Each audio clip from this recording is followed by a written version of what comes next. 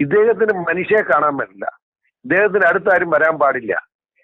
ഞാൻ മനസ്സിലാക്കിയിടത്തോളം അങ്ങേരുടെ കുഴപ്പം, അങ്ങേരെ വളരെ ക്ഷീണിതനാണെന്ന് ഞാൻ മനസ്സിലാക്കുന്നു. വലിയ ഇരട്ടച്ചങ്ങൊന്നുണ്ട്, ഇത്ര വലിയ ഭീരുവിനെ ഞാൻ കണ്ടിട്ടില്ല. ഒരു ബസ്സിനകത്ത് ഒരു പ്രത്യേക ഒരു വീതം ഉണ്ടാക്കിയിട്ട് അതിനകത്ത് ഒളിച്ചിരിക്കുകയല്ലേ ഇയാൾ, ആരും കാണാതെ.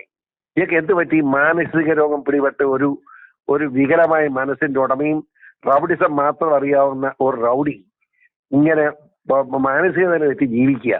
അതാണ് നമ്മുടെ മുഖ്യമന്ത്രി. നമുക്കറിയണം. ഹലോ ഹലോ സാറേ, നവകേരള യാത്ര ഇന്നലെ അവസാനിച്ചിരിക്കുകയാണ്. അപ്പൊ കുറച്ച് കാര്യങ്ങൾ താങ്കളോട്ട് സംസാരിക്കാൻ വേണ്ടിയാണ് നമ്മൾ വിളിച്ചത്. അപ്പൊ ഫസ്റ്റ് നമ്മൾ ആദ്യം തന്നെ ക്രിസ്മസ് ആശംസ പറയണം നമ്മുടെ വഴിയായിട്ട്, മലയാളി വാർത്തയുടെ വഴിയായിട്ട്. എനിക്ക് ആദ്യമായിട്ട് ശ്രോതാക്കളോട് പറയാനുള്ളത്, എല്ലാവർക്കും ക്രിസ്തുമസിന്റെയും നവവത്സര ആശംസകൾ അർപ്പിക്കുന്നതും തന്നെയാണ് പറയാനുള്ളത്. ഓക്കെ. അപ്പൊ ഇന്നലെ സാറേ നമ്മൾ ചോദ്യത്തിൽ അടക്കാണ്. ഇന്നലെ നവകേരള നടന്നപ്പോൾ, അതായത് ഒരു മാസത്തോളം ഈ നവകേരള യാത്ര നടന്നപ്പോൾ ഇന്നലെ മാധ്യമ പ്രവർത്തകർ ഉൾപ്പെടെ ഞെട്ടിയ ഒരു സംഭവം നടന്നു. ചാണ്ടി ഉമ്മന്റെ ഒരു പ്രതിഷേധം, അതായത് കറുത്ത ഡ്രസ്സ്, കറുത്ത ഒരു പേശയും ഷർട്ടും ഒരു കറുത്ത തോർത്തു കൊടുപ്പുണ്ട് ജയതിയിലെ പുതുപ്പള്ളി ഹൗസിന്റെ മുന്നിൽ പ്രതിഷേധം നടന്നു. പക്ഷെ അതൊരു കേരള മുഖ്യമന്ത്രിയെ വെല്ലുവിളിക്കല്. കാരണം ചാണ്ടി ഉമ്മ ഒരു MLA ആണ്. അതായത് ഈ നാട്ടില് ജനാധിപത്യം ഉണ്ടോ എന്ന് പരിശോധിക്കപ്പെടേണ്ടതായിട്ടുണ്ട്. ഞാൻ പറയുമ്പോൾ തെറ്റിദ്ധരിക്കും. ചാണ്ടി ഉമ്മന്റെ പ്രതിഷേധം ഏറ്റവും അർത്ഥവത്തായ പ്രതിഷേധമായിരുന്നു. കറുത്ത നിറം കാണുമ്പം ഒരുമാതിരി കാലിളകി വട്ടുപിടിച്ച പോലാണ് മുഖ്യമന്ത്രി. അയക്ക് എന്ത് പറ്റി?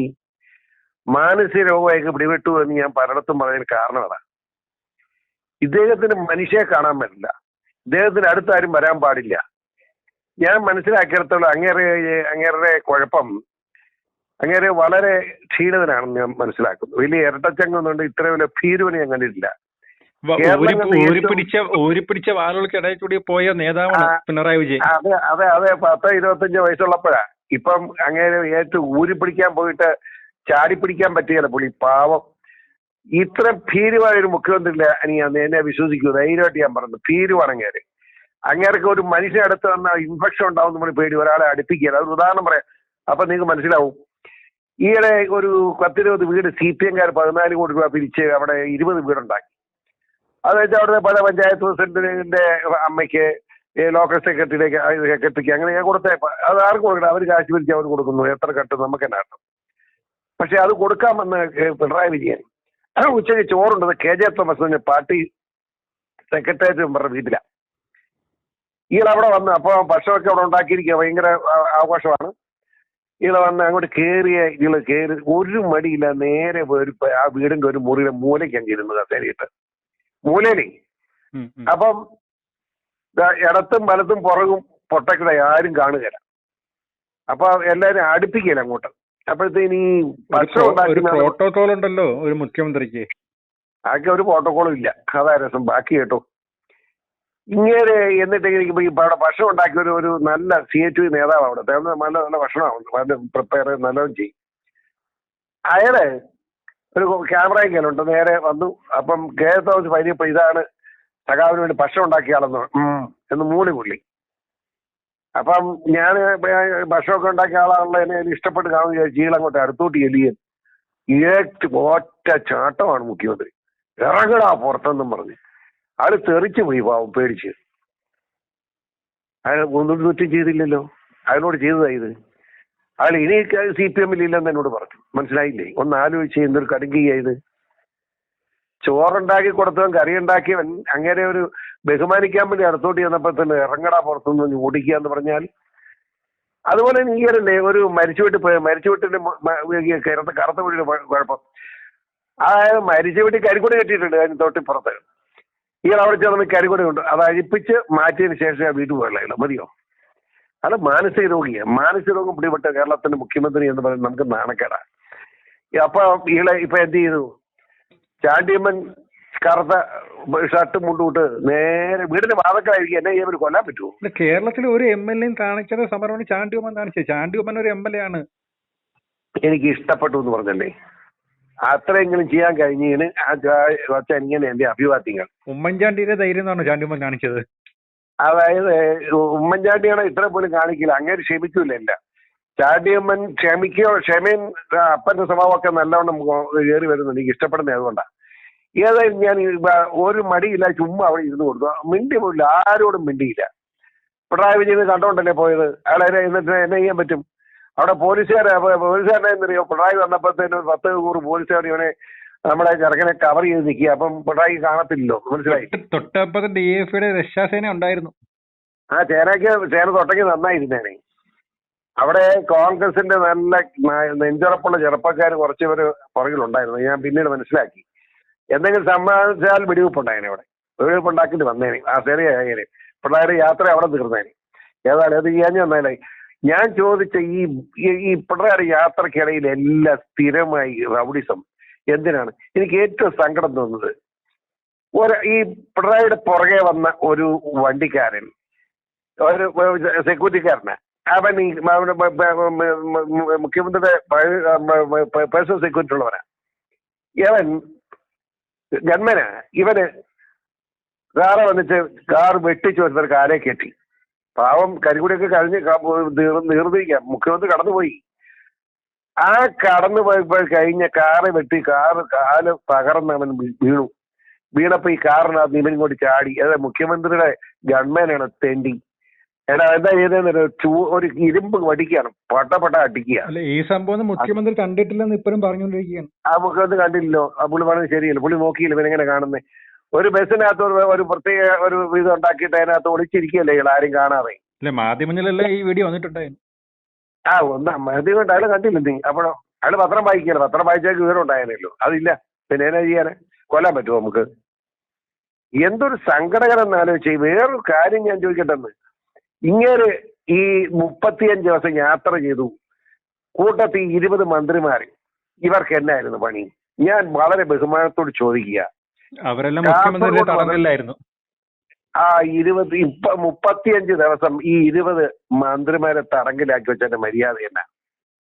പിണറായി മാത്രം പ്രസംഗിക്കുന്നു. ഏതെങ്കിലും അയാൾ പറയുന്ന 3 പേര് ഇങ്ങനെ മുഖ്യമന്ത്രിയുടെ അവദാനങ്ങൾ ഇങ്ങനെ പ്രകീർത്തിച്ചുകൊണ്ട് പ്രസംഗിക്കുന്നു. ഇത് തന്നെ യോഗം. എനിക്ക് സഹിക്കാത്ത തന്നെ പാർട്ടിയുടെ ഔദ്യോഗിക പത്രക്കുറിപ്പ് പറഞ്ഞിരിക്കാനെന്നറിയാമോ? കേരളത്തിന്റെ അടുത്ത 2035 വരെയുള്ള വികസന കാര്യങ്ങൾ ജനങ്ങളുമായി മുഖ്യമന്ത്രി സംവദിച്ചു. എവിടെയാ സംവദിച്ചത്? പിറപ്പ് പറയുന്നതിന് കണക്ക് വേണ്ടേ? ഏതെങ്കിലും ഒരു സ്ഥലത്ത് ഒരു പാവപ്പെട്ട അഭിപ്രായം പറയാൻ അനുവാദം കൊടുത്തോ? എന്താണ് അഭിപ്രായം ചോദിച്ചോ? നിങ്ങൾ എന്ത് പറയുന്നു എന്ന് ചോദിച്ചോ? ഇല്ലല്ലോ. ഇങ്ങനെയൊക്കെ പ്രസ്താവനയായിട്ട് ഇറങ്ങി എങ്ങനെ വെക്കും? ഇതിലൊക്കെ കടക്കി ഞാൻ ചോദിക്കട്ടെ, ഈ 20 നമ്മൾ ഈ കാസർഗോഡ് തുടങ്ങിയപ്പം ഉദ്യോഗസ്ഥന്മാരുടെ പരാതി പറയാൻ പാടില്ല, അപേക്ഷ എന്ന് പറയാൻ പാടില്ല, പിന്നെന്താ എന്നാ അതിന് വേറെ പേര് നിശ്ചയിച്ചത്? പരാതി എന്ന് പറയാൻ പാടില്ല, അപേക്ഷ എന്ന് പറയാൻ പാടില്ല, നിവേദനം എന്താ വെച്ചാൽ തോന്നുന്നു. അത് കൊടുക്കാം. അത് ആ ഉദ്യോഗസ്ഥന്മാർക്കാണ് കൊടുക്കുന്നത്. ഉദ്യോഗസ്ഥന്മാർ ഈ ബസ്സിനകത്ത് എല്ലാத்தைയും പിടിച്ചു കെട്ടിയിട്ട് ഈ മന്ത്രിമാരുടെ എല്ലാം കാറും എസ്കോട്ടുകാരും പുറകെ വരിക. എന്നിട്ട് ഞാൻ ചോദിക്കുന്നു, ഈ പരാതി കൊടുത്തപ്പം ഈ 20 മന്ത്രിമാരില്ലേ, ഇവന്മാരെ ആ ബസ്സിനകത്ത് ഇറക്കിയിട്ട് അവരോട് കൊണ്ട് കൈകൊണ്ട് മേടിച്ചാൽ ജനങ്ങൾക്ക് അത്ര സന്തോഷം തോന്നുകയായിരുന്നു. മന്ത്രിമാർ നേരിട്ട് പരാതി മേടിച്ചല്ലോ എന്നെങ്കിലും ഒരു മനസ്സും തോന്നിയില്ലായിരുന്നു. പിണറായി അത് ചെയ്യല. എന്നാ കാരണം? വലിയ പേടിയായിട്ട്. ആ പേടിയുടെ ഭാഗമല്ലേ നമ്മുടെ ടീച്ചറെ ചീത്ത പറഞ്ഞ? എന്തിനാ ടീച്ചറെ ചീത്ത പറഞ്ഞത്? ടീച്ചറ് മുഖ്യമന്ത്രി സ്ഥാനാർത്ഥിയാന്ന് പ്രചരണം ഉണ്ടായിരുന്നു. 2ാം ട്രിപ്പ് പിണറായി ഇല്ല. ടീച്ചറിനെ, ശൈലജ ടീച്ചർ മുഖ്യമന്ത്രി ആവുന്ന വലിയ വാർത്തകൾ. അതോടെ അവരെ കെട്ടിയെത്തി. അവരെ ചീത്ത പറഞ്ഞ് മാത്രമല്ല, അവരെ കെട്ടിയവനെ അടുത്തേക്ക് വിളിച്ച് ചെവിയിലോട് ചീത്ത വിളിച്ചു. പോരെ? അത് മാത്രമാണോ? മൈക്ക് റൗഡി മൈക്ക് ഓപ്പറേറ്റർ വിളിച്ചു. അത് എനിക്ക് വേറെടുത്ത് തമ്മിൽ ലൈറ്റ് അടിച്ചാണ് കണ്ണിലോട്ട് പോകുന്നത്. ആ ലൈറ്റ് ഓപ്പറേറ്റർ ചെയ്ത് വിളിച്ചു.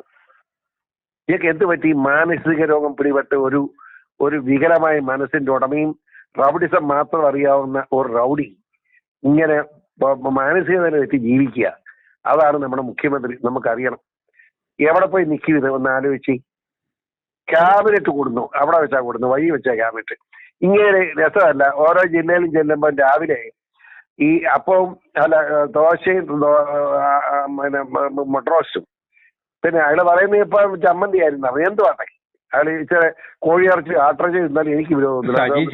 സജി ചെറിയാൻ പറഞ്ഞു 2 ഇഡലിയും ചമ്മന്തി മാത്രമേ ഫുഡ് കഴിക്കുന്നുള്ളൂ. സജി ചെറിയാൻ പറഞ്ഞത് അയക്ക് കഴിക്കത്തില്ല. അത് ഒരു ഷുഗറാണ്.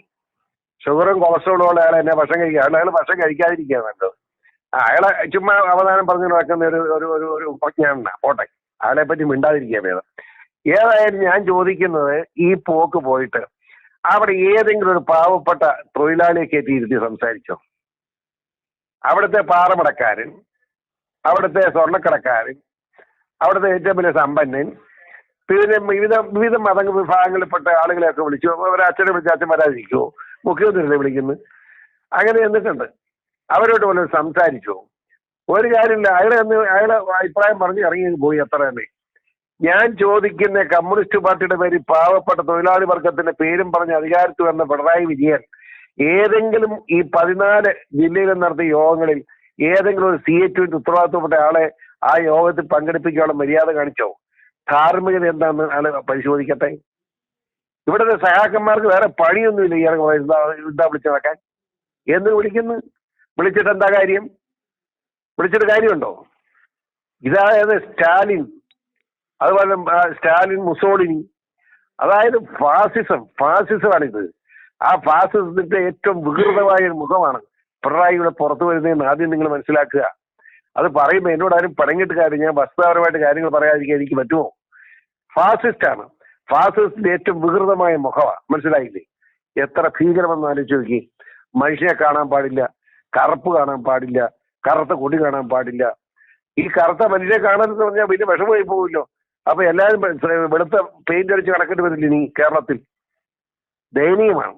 അത്രമാത്രം ശക്തമായ അമർഷം എനിക്ക് തോന്നുന്നു തന്നെ പറയാൻ ആഗ്രഹിക്കുക. ഞാൻ മറ്റൊരു ചോദ്യത്തിൽ വീണ്ടും തടക്കുകയാണ്. ഇന്നലെ KPCCയുടെ ഒരു DGP ഓഫീസ് മാർച്ച് ഉണ്ടായിരുന്നു. KPCC പ്രസിഡന്റ് സുധാകരൻ പ്രസംഗിക്കുന്നു. എല്ലാ മാധ്യമങ്ങളും സ്പോട്ടിലുണ്ട്. ഞാൻ ബാക്കി പറയാം. നിങ്ങൾ ചോദിച്ച് ബുദ്ധിമുട്ടണ്ട, ഞാൻ പറയാം. അതായത് പിണറായി എല്ലായിടത്തും പറയുന്നത്, ആരും വരെ നോട്ടീസ് എല്ലാവരും അടിക്കുന്നത് ചാടി വീഴുന്നു, അപ്പം അവരെ രക്ഷിക്കാൻ വേണ്ടി ഈ ഗുണ്ടകളായിട്ട് അടിപ്പിക്കുന്നു എന്നാ പിണറായി പറയുന്നത്. അവരെ രക്ഷിക്കാൻ വേണ്ടിയാന്നാ പറഞ്ഞത് ഈ ഗുണ്ടകളായിട്ട് അടിപ്പിക്കുന്നത്. അപ്പൊ പിണറായിയുടെ ഒരു ചോദ്യമുണ്ട്. DGP ഓഫീസിലേക്കുള്ള മാർച്ചിന് മുമ്പ് DGPക്ക് നോട്ടീസ് കൊടുത്ത് KPCC ഔദ്യോഗികമായിട്ട് അനുവാദം മേടിച്ച് സ്റ്റേജ് കെട്ടാനുള്ള സ്ഥലം കമ്മീഷണർ ചൂണ്ടിക്കാണിച്ചു കൊടുത്ത് അവിടെ സ്റ്റേജ് കെട്ടി അവിടെ സമ്മേളനം നടത്തി പ്രതിപക്ഷ നേതാവും KPCC പ്രസിഡന്റും 5 MPമാരും, 5 MPമാരും മുൻ MLAമാരും മുൻ ആഭ്യന്തരമന്ത്രി ഉൾപ്പെടെ പ്രസംഗിക്കാനിരിക്കുന്നു. അതിൽ പ്രിയകരനായ നമ്മുടെ KPCC പ്രസിഡന്റ് അത് കഴിഞ്ഞ് പ്രതിപക്ഷ നേതാവ് പ്രസംഗിക്കാൻ ഏറ്റു. അങ്ങേരുടെ മോന്തയിലോട്ട് ഈ വെള്ളം, പോലീസിന്റെ വെള്ളം മാത്രമല്ല, ഗിയർ ഗ്യാസും അത് കഴിഞ്ഞ വെള്ളം വീണ് കഴിഞ്ഞ് വെള്ളത്തിന് നാറ്റം കണ്ടിട്ടുണ്ടോ? അറിയാവോ വെള്ളത്തിന്റെ നാറ്റം? ഈ വെള്ളം വീണാ പിന്നെ ഒരാഴ്ചത്തേക്ക് ശരീരത്തിൽ നിന്ന് ഈ നാറ്റം പോയാ. അത് ഏതാണ്ടൊക്കെ അമ്മ ചേർക്കാൻ മതി പോലീസ്. എനിക്കടുത്ത് എന്നാണ് എനിക്ക് കിട്ടിയിട്ടുണ്ടോ? അത് കഴിഞ്ഞ് വെച്ചാണ് ടിയർ ഗ്യാസ്. 9 പൊട്ടിച്ചോളെന്ന് അവന്മാർ പറയുന്നത് പരിശോധിക്കപ്പെടേണ്ടോ? അതിൽ കൂടുതൽ പടപടാന്ന് കേൾക്കുന്നുണ്ടായിരുന്നു ഞാൻ ഈ സൗണ്ടേ. അപ്പം ആ ടിയർ ഗ്യാസ് കൃത്യം KPCC ഉത്തരവാദിത്തപ്പെട്ട നേതാക്കന്മാരെ പ്രസംഗിക്കുന്ന സ്റ്റേജിന്റെ മിന്നല പോയി വേണേ ഒന്ന് ആലോചിച്ച്. ഒരു ആസൂത്രണ അക്രമമല്ലേ അവർക്കെതിരെയുള്ള? ഏതാ? ഈ നേതാക്കന്മാർക്ക് നേരെയുള്ള ഒരു ആസൂത്രണം ചെയ്തൊരു പ്ലാൻ ചെയ്തൊരു അക്രമമല്ലായിരുന്നു അത്? സംശയമുണ്ടോ? അതാ ഞാൻ പറഞ്ഞു വരുന്നത്. ഒന്ന് ആലോചിക്കണം. ആ KPCC പ്രസിഡന്റിനെ ഉൾപ്പെടെ ആശുപത്രിയിലാക്കി. നമ്മുടെ ബെന്നി ബഹനാനെ ആശുപത്രിയിൽ നിലവന്നു. KPCC നമ്മുടെ രമേശ് മാത്രം അതിനെ ഇടയ്ക്കൂടെ ഓടി മാറിയത് കൊണ്ട് പുകയടിക്കുക. പുള്ളിക്കറിയാതെ പോകാതെ കൂടെ ആഭ്യന്തരമന്ത്രി അല്ലായിരുന്നു. KPCC എത്ര നേതാക്കന്മാർ ആശുപത്രി പോയി? ഇത് എന്നാ ഇത് ED Aminാണോ? ED Amin ഇതിന്റെ ആളായിരുന്നു. ഇപ്പൊ ഒരു കുഞ്ഞു ഉണ്ടായിട്ടുള്ള ഉത്തരപ്രദേശ്. അവനേക്കാൾ അല്ല, അവനിങ്ങനെ പോകുമ്പോ ആരെങ്കിലും അവന് നടപ്പ് ഇഷ്ടപ്പെടാതെ അവനെ കഴുത്ത് വെട്ടിയേക്കാൻ പറയും. മനസ്സിലായോ? കഴുത്തേ വെട്ടിയേക്കാൻ. ഉന്ന മുഖ്യമന്ത്രിയുടെ ഒരു ഉത്തരവ് കിട്ടാതെ ഇങ്ങനെ അക്രമം നടത്തില്ലല്ലോ പോലീസ്. മുഖ്യമന്ത്രിയുടെ ഉത്തരവിന്റെ അടിസ്ഥാനത്തിൽ അത് മുഴുവൻ നടക്കും. ഒരു സംശയം വേണ്ട. അതിനൊന്നും യാതൊരു തർക്കം വേണ്ട. നാളെ എവിടെയൊക്കെ അടി കൊടുക്കണം എന്നുള്ള ഇന്ന് രാത്രി ഇരുന്ന് ആലോചിക്കും. എന്നിട്ട് അറേഞ്ച് ചെയ്ത് അടുപ്പിക്കുക. ഒരു സംശയം. മാധ്യമങ്ങൾ ചോദിക്കുമ്പോൾ തനിക്കൊന്നും അറിയില്ല, ഞാനൊന്നും അറിഞ്ഞില്ല, എന്നോട് വിരട്ടൽ വേണ്ടെന്നാണ് മാധ്യമങ്ങളോട് തിരിച്ച് ഉത്തരം പറയണത്. ഞാനൊന്നും അറിഞ്ഞില്ല, രാമനാരായണ എന്ന് പറയുന്ന ഏപ്യൻ എന്ന് ആരെങ്കിലും വിളിച്ചാൽ പിണറായി വിജയൻ സെക്രട്ടേറിയറ്റ് എന്ന് എന്തോ എന്ന് വിളിക്കും. ഒരു സംശയം വേണ്ട. ഈ റിപ്പോർട്ട് ചെയ്യുമ്പോൾ മാധ്യമങ്ങൾക്കെതിരെ പിണറായി വിജയന്റെ പോലീസ് ഇപ്പൊ കേസ് ഇറക്കിയാണ്. അപ്പൊ മാധ്യമങ്ങളെയും പൂട്ടാൻ വേണ്ടിയാണ് മുഖ്യമന്ത്രി ശ്രമിക്കുന്നത്. കേട്ടോ, മാധ്യമങ്ങൾ ഇപ്പൊ 7 പ്രമുഖ മാധ്യമ സുഹൃത്തുക്കളെതിരെ കേസെടുത്തു കഴിഞ്ഞു. ഏത് ചാനലിനെ അയാളെ ഉപദ്രവിക്കാത്ത? കൈരളി ഒഴിച്ചുള്ള മുഴുവൻ ചാനലിൽ ഉപദ്രവിക്കുകയാണ്. രാഷ്ട്രീയ ചാനലായതുകൊണ്ട് അവർക്കൊന്നും ചെയ്യണ്ടല്ലോ, പാർട്ടി ചാനലല്ലേ കൈരളി. ആ കൈരളിക്കാരെ അവർക്കൊന്നും ചെയ്യല. അവർക്ക് എന്ത് ചെയ്യാം? അവരെന്ത് വൃത്തികേടും പറയാം. അവർ സ്ഥിരം നുണ പറഞ്ഞുകൊണ്ടിരിക്കുകയാണല്ലോ. എനിക്കിഷ്ടപ്പെട്ട തിരുവനന്തപുരത്ത് ഈ ടിയർ ഗ്യാസും അത് കഴിഞ്ഞ് ഈ വെള്ളം ചീറ്റൊക്കെ വെള്ളത്തിന് ഇടയിൽ ഒരു സ്ത്രീ ഏറ്റു വന്നേച്ച് കാലിലെടുത്ത് വലിച്ച് പോലീസിട്ട് എറിയുന്നുണ്ട്. എനിക്ക് ആ സ്ത്രീ ഏതാണെന്ന് അറിയത്തില്ല. ഞാൻ അന്വേഷിച്ച് പിടിക്കണ്ട. അവർക്ക് ഒരു ചായ മേടിച്ചു കൊടുക്കണമെന്ന് ആഗ്രഹമുണ്ട് എനിക്ക്. അല്ല, ഇന്നലെ ഈ ടിയർ ഗ്യാസും കണ്ണീർവാദം പ്രയോഗിച്ചവർ മാധ്യമങ്ങൾക്ക് നേരെ മേടിച്ചു. ഞാൻ ഉൾപ്പെടെയുള്ള കുറച്ച് മാധ്യമങ്ങൾക്കും പരിക്ക് പറ്റി. അവർ നമ്മൾക്ക് നേരെ എന്തിനാ ഈ അക്രമം കാണിക്കുന്നത്? ശരി, നേരെ അടിക്കൂ. കോൺഗ്രസിനെ വിരോധം തീർക്കുക, അടിച്ചു തീർക്കുക. ഈ മാധ്യമങ്ങൾ എന്തിനു കൊല്ലുന്നു? മാധ്യമങ്ങൾ എങ്ങനെ മാധ്യമങ്ങളെ കാണുമ്പോൾ കണക്ക് പുറത്തെന്നല്ലേ പിണറായി പറഞ്ഞത്? അയക്ക് കാണാൻ മേലെ മാധ്യമങ്ങളെ. കാര്യങ്ങൾ ജനം കാര്യങ്ങൾ കാണുന്നു, ശ്രദ്ധ അറിയുന്നു എന്നുള്ളതാണ്. പണ്ട് കാലത്ത് പ്രിന്റ് മീഡിയ മാത്രമുള്ളപ്പോൾ ഈ പത്രക്കാരെ എല്ലാം ചാക്കിട്ട് പോയി സൗകര്യം മാറ്റി ചെയ്യുക. ഇപ്പൊ ഇത് ജനം ഡയറക്റ്റായിട്ട് കാണുകയില്ല. എന്ത് ചെയ്യാൻ പറ്റും? കള്ളം പറയാൻ പറ്റുമോ? അതുകൊണ്ട് വലിയ ഗതികേടിലാണ് പിണറായി. ഒരു കാര്യം ഞാൻ പറയാം. ഒരു കാര്യം, കഴിഞ്ഞ 35 ദിവസത്തെ യാത്ര കൊണ്ട് കേരളത്തിലെ ജനങ്ങളല്ല, ഇന്ത്യയിലെ ജനങ്ങൾക്ക് ഒരു കാര്യം മനസ്സിലായി. ഇതുപോലെ ഭീരുവും ഇതുപോലെ ആത്മബലം ഇല്ലാത്തവനായ ഒരു മുഖ്യമന്ത്രി കേരളത്തിൽ ഉണ്ടായിട്ടില്ല എന്ന് എല്ലാവർക്കും ബോധ്യമായി. ഇരുന്ന കസേരയിലാന്ന് ഓർക്കണം.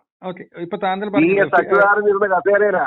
ഞാൻ ഇടപെടുകയാണ്. താങ്കൾ പീരുവാണെന്ന് പറയും. ഇന്നലത്തെ ഈ നവകേരളയുടെ ഏറ്റവും അവസാനം വട്ടിയൂർക്കാവിലായിരുന്നു. ഈ വട്ടിയൂർക്കാവിലെ റൂട്ട് എന്ന് പറഞ്ഞാൽ ശാസ്തമംഗലം, വെള്ളയമ്പലം KPCC ഓഫീസിന്റെ ഫ്രണ്ടിൽ കൂടിയാണ് പോകേണ്ടത്. എല്ലാ മാധ്യമങ്ങളും അത് മാറ്റി. അപ്പൊ ഇത്രയും പീരു ആയതുകൊണ്ടല്ലേ മുഖ്യമന്ത്രി അത് മാറ്റിയത്? ഈ KPCC ഓഫീസിന്റെ ഫ്രണ്ടിൽ കൂടി ഒരു 5 സെക്കൻഡ് പോകാൻ പോലും മുഖ്യമന്ത്രിക്ക് ധൈര്യമില്ലേ? ധൈര്യമില്ല. ഞാൻ പറയാം, അയാൾ ഭീരുവാണ്, ഏറ്റവും വലിയ ഭീരുവാണ്. എന്നെ വിശ്വസിച്ചു, ഞാൻ ചെറുതെ പറയില്ല. ആത്മബലമില്ലാത്തവനാണ്, അയാൾക്ക് ഭയമാണ്. അയാൾ ഉടൻ ചാവുന്ന അയാൾക്ക് തോന്നലാണ്. അതുകൊണ്ട് ഇയാള് കാണുന്നവരെല്ലാം അയാളുടെ ശത്രുവാണ്. ഇയാളെ പിടിച്ച് ഈ സ്ഥാനത്ത് നിന്ന് എത്രയും മാറ്റിയില്ലെങ്കിൽ കമ്മ്യൂണിസ്റ്റ് പാർട്ടിയുടെ കെട്ടിയെത്തും. അല്ലെങ്കിൽ കെട്ടിയെത്താൻ പോവാണ്. ഇന്ത്യ മഹാരാജ്യത്തിൽ സാധനം ഇല്ലെന്നായി. ഇന്ത്യ ഭാരതത്തിൽ ഇതിന് വിലയില്ല. ഇന്ത്യയെ കൂടാൻ നോക്കി, ഇന്ത്യയെ കൂട്ടിയിട്ടില്ല. ഇപ്പൊ ഇവരവിടെ പോയി നിൽക്കാന് ഇവർ തീർന്നു പോകും. കമ്മ്യൂണിസ്റ്റ് പാർട്ടിയുടെ ആത്മാർത്ഥമുള്ള പ്രവർത്തകർ ഒരെണ്ണം ഈ പിണറായിയെ സപ്പോർട്ട് ചെയ്ത പ്രശ്നമില്ല. എനിക്ക് മനസ്സിലാകാത്ത ഈ 20 മന്ത്രിമാർ ഉണ്ടല്ലോ, ഇവന്മാരെങ്ങനെ നിയമത്തിൽ ചെല്ലുന്നീ? അവിടെ എത്രയോ സംഭവവാസന 35 ദിവസം കൊണ്ടായി. ഇവർ ഒരെണ്ണത്തിനെ അങ്ങോട്ട് കണ്ടിട്ടില്ലല്ലോ. അതില് 2 മന്ത്രിമാർ രാജിവെച്ചിട്ടുണ്ട്, ആന്റണി രാജു ഉൾപ്പെടെ. ആന്റണി രാജു അതിനു വേണ്ടിയല്ല, അത് നമ്മുടെ ഗണേശന് സത്യപ്രതിജ്ഞ ചെയ്യാൻ വേണ്ടി രാജിവെച്ചതാ. ഈ ഗണേശ് മന്ത്രി ആവുന്ന താങ്കൾക്ക് എന്താ പറയാനുള്ളത്? ഒരു നല്ല മന്ത്രിയാണ് പിണറായിക്ക്. ഗണേശനാകാൻ പാടില്ലേ? അതിന്റെ കുഴപ്പം പിണറായിക്ക് മുഖ്യമന്ത്രി ആകാൻ പിന്നെ അതിൽ ഭേദമായിരിക്കും ഗണേശൻ. ഇച്ചൂടെ മാന്യത ഉണ്ടായി. കാരണം ഉമ്മൻചാണ്ടിക്ക് സോളാർ കേസിൽ കുടുക്കിയത് മെയിൻ ആള് ഗണേഷ് കുമാറാണ്. എങ്കിലും മൊത്തം പരിശോധിക്കുമ്പോൾ മന്ത്രി എന്തെങ്കിലും വലിയ കുഴപ്പമില്ലാത്ത മന്ത്രി ആയിരുന്നു ആദ്യം. അതുകൊണ്ടാണ് ഞാൻ പറഞ്ഞു. ഞാൻ പറഞ്ഞതല്ലെന്ന്, ഈ ഒറ്റ എണ്ണം മാത്രം മതി. ഈ 35 ദിവസം ഈ മന്ത്രിമാരെ പിടിച്ചിട്ടിരിക്കുക. ശബരിമല സീസണാണ്, മനസ്സിലാക്കണം. ശബരിമല സീസൺ നടക്കുന്നത് എന്താണെന്നറിയാമോ? ശബരിമല സീസണ് മുമ്പ് തന്നെ ബഹുമാനപ്പെട്ട മുഖ്യമന്ത്രി ആരാണോ ആ മാന്യന്റെ നേതൃത്വത്തിൽ പമ്പയിൽ യോഗം വിളിച്ചു കൂട്ടും, അവലോകന യോഗം. ആ അവലോകന യോഗത്തിൽ MLA ഉൾപ്പെടെ, ഞാൻ എല്ലാ യോഗത്തിലും പങ്കെടുത്ത ആളാണ്, പൂഞ്ഞാർ MLA. അവിടെ പറയുന്നു. അതുപോലെ ഉദ്യോഗസ്ഥന്മാരും എല്ലാ ട്രാഫിക്, പോലീസ്, എക്സൈസ്, അതുപോലെ നമ്മുടെ എല്ലാ പോലീസും ട്രാഫിക്കും മാത്രം എല്ലാ ഡിപ്പാർട്ട്മെന്റ് ഉദ്യോഗസ്ഥന്മാരും ചീഫ് സെക്രട്ടറി എല്ലാവരും വരും. അവിടെ വെച്ച് വിശദമായ ചർച്ചയാണ്. ആ ചർച്ച ഞാനത് പറയാൻ കാരണം എങ്ങനെ എന്താണെന്നറിയാമോ? അങ്ങനെ ഒരു ദിവസം ചർച്ച നടക്കുമ്പോൾ ഞാൻ പറഞ്ഞു, ഈ വിശുദ്ധി സേനയ്ക്ക് ഇത്ര രൂപ കൊടുക്കണമെന്ന് പറഞ്ഞു. അത് അന്ന് ആരാ മുഖ്യമന്ത്രി, ആരാ ഉമ്മൻചാണ്ടിയാണെന്ന് എനിക്ക് തോന്നി. അപ്പൊ ഞാൻ അത് മാത്രം പോരെന്ന് പറഞ്ഞു. നമ്മളെ ഈ പഞ്ചായത്തിൽ പഞ്ചായത്തിന് കാശ് കൊടുക്കണ്ടേ? പഞ്ചായത്ത് കാശ് ഒരു പഞ്ചായത്തിന് 30 ലക്ഷം 10 ലക്ഷം അങ്ങനെ വെച്ച് അന്ന് കൊടുപ്പിച്ചു. ഇപ്പോഴും കൊടുത്തോണ്ടിരിക്കുക. ഇത്തവണ പഞ്ചായത്തിന് കാശ് പോയിട്ട് കുറയുന്നത്. അത് ഞാൻ തന്നെ ഒരു യോഗത്തിൽ അവലോകന യോഗത്തിൽ എടുപ്പിച്ച തീരുമാനമാണ്. ഇപ്പൊ അത് കൂടെ തട്ടുക. ഈ ഇത്രയും യാത്ര നടത്തിയപ്പോഴും ആരോഗ്യമന്ത്രി ശ്രദ്ധിക്കാത്ത ഒരു സംഭവമാണ് കേരളത്തിൽ കോവിഡ് കേസ് കൂടുന്നു, കോവിഡ് മരണം കൂടുന്നു. ഇതുവരെയും ആരോഗ്യമന്ത്രി ഒരു റിപ്പോർട്ട് പോലും മാധ്യമങ്ങൾക്ക് തരണില്ല, മാധ്യമങ്ങളോട് ഒന്നും പറയുന്നില്ല.